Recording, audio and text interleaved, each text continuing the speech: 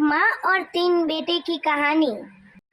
सफेद कपड़े वाले सबसे बड़े हैं, येलो शर्ट वाले बीच वाले बेटे हैं, टी शर्ट वाले सबसे छोटे बेटे हैं। रोहित को काम बताती है और रोहित सुनता है, बस सिर्फ काम नहीं कुछ करता, बस ये सुनता ही रहता है।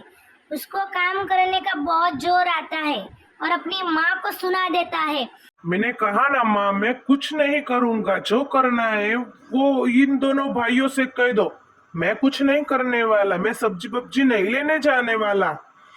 मैं सिर्फ घर चलाऊंगा और घर की पूरी जिम्मेदारी मुझ पर है और मैं ही इस घर का मालिक हूँ। बात करते करते उसका फोन आ जाता है, तो अपनी माँ की बात भी नहीं सुनता और बात करने लगता है। ये लड़का करण उन सब की बात सुन सुनकर बोर हो जाता है, तो ये यहाँ से चला जाता है और उसकी बात नहीं सुनना चाहता। इसीलिए रोहित उसकी माँ को कहता है, मैंने सोने की रिंग बनाई है, भैया को पता न चले। मैंने अपनी और करण की दोनों की रिंग मैंने बना ली है अम्मा, ये किसी को मत बताना। उसका बड़ा भाई पास से निकलकर सब सुन लेता है। बड़े भाई आकर खड़े हो जाते हैं, तो छोटे वाला यहाँ से निकल जाता है, क्योंकि मैं पकड़ा ना जाऊँ इसीलिए वो यहाँ से छुपकर चला जाता है। और रोहित बड़े भाई को बोलने लगता है, क्या है तेरे को? मैंने तो ये रिंग अपने हिस्से से बनाई हुई, अपनी कमाई से, तो तू क्यों जल रहा है? मैं कुछ भी करूं, तू मुझे पूछने वाला कौन होता है? रोहित अपने बड़े भाई को बहुत कुछ सुना देता है और डांटने लगता है। और रोहित अपने माँ से कहता है, मुझे ऑफिस जाने में लेट हो रहा है अम्मा, तो तुम कुछ खाने में कुछ बना लो फटाफट, तो मैं खा लूं और उसके बाद ऑफिस चला जाऊं। रोहित अब ऑफिस के लिए निकलता है।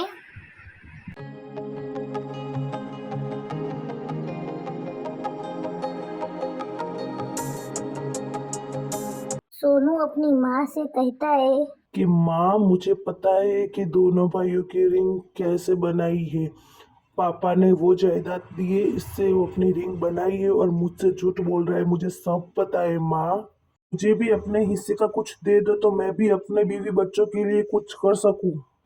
सोनू अपनी माँ से कहकर यहाँ से चला जाता है और सोचता है कि मुझे भी अपने हिस्से का कुछ मिल जाए, तो मैं भी अपनी बीवी बच्चों के लिए कुछ कर सकूं।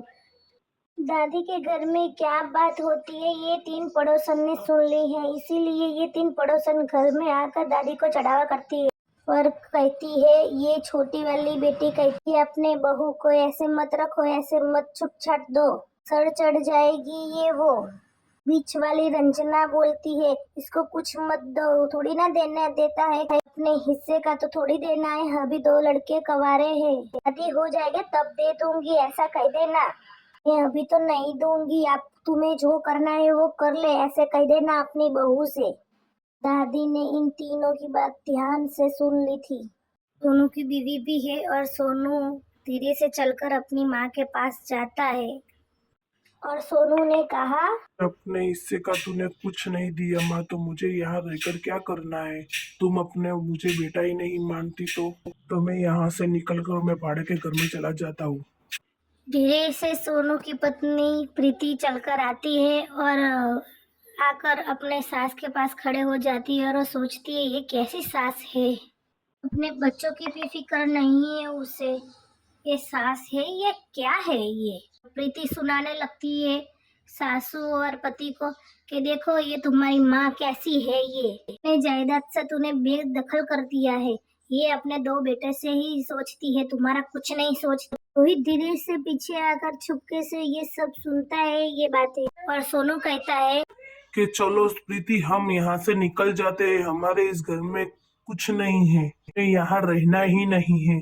चलो प्रीति, हम यहाँ से चले जाते हैं, रहेंगे माँ और दोनों भैया यहाँ पर रहेंगे, हमें नहीं रहना इस घर में। चलो हम दोनों बच्चों के लेकर यहाँ से चले जाते हैं। सोनू बहुत परेशान है, ये धीरे धीरे चला जाता है, उसको बहुत टेंशन है कि मैं अपने बीवी बच्चों को कहाँ ले जाऊंगा। और आगे जाके खड़ा होकर अपनी बीवी को कहता है, चलो प्रीति हम यहाँ से निकल जाते हैं, तुम क्यों यहाँ पर खड़ी हो? अब हम हमारा इस घर में कुछ नहीं है, हम यहाँ से चले जाते हैं, चलो। अपने पति की बात सुनकर प्रीति भी चलने लगती है और बोलती है, हाँ मैं आई, आप रुको मैं आती हूँ। चलो सोनू जी अब हम यहाँ से निकल जाए। सोनू यहाँ से चला जाता है और रोहित पीछे खड़े होकर सब सुनता है और देखता है, मनोमन मुस्कुराता है रोहित। और रोहित चलकर अपनी माँ के पास आता है और कहने लगता है कि माँ वो चले गए तो भले ने चले गए, तुम क्यों निराश होती हो? हम दोनों तो है तुम्हारे पास। तुम्हें पता है ना माँ रंजना आंटी ने क्या कहा था कि ये चले जाएंगे तो उसको पता चलेगा, दर दर्द की ठोकरें खाएगा और किराया भरेगा तो पता चलेगा। और तुम्हें पता है ना माँ कि उसने पंखा भी बिगाड़ दिया है हमारा। तुम चिंता मत करो माँ, यहाँ पर है ना रंजना आंटी। हाँ बेटा, रंजना तो बहुत अच्छी है, इसलिए मुझे अच्छी अच्छी बातें सिखाती है।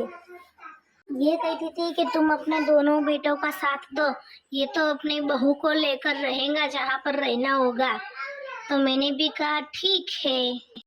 सोनू अपने दो बच्चे और प्रीति को लेकर यहाँ से चला जाता है और सोचता है कि मैं अब कहाँ जाऊँगा और अपना घर कहाँ ढूंढूंगा किराए पर। अब मैं क्या करूँ, वो सोच सोच कर बहुत परेशान है।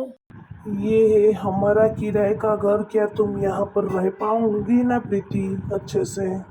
और उसकी छोटी बेटी यहाँ पर खेलने के लिए चली जाती है। प्रीति रोती है और रोते रोते कहती है कि उन तीनों ने मेरी सास को चढ़ाया है और मुझे घर से बाहर निकाला है और मैं यहाँ से नहीं निकलना नहीं चाहती थी। और ये फैमिली खुशहाल जिंदगी रहने लगती है और इस बात से ये सीख मिलती है कि हमें किसी के चढ़ावे में नहीं आना चाहिए। किसी के चढ़ावे में आकर अपना ही घर बिखरता है, इसीलिए किसी की बातों में मत आओ।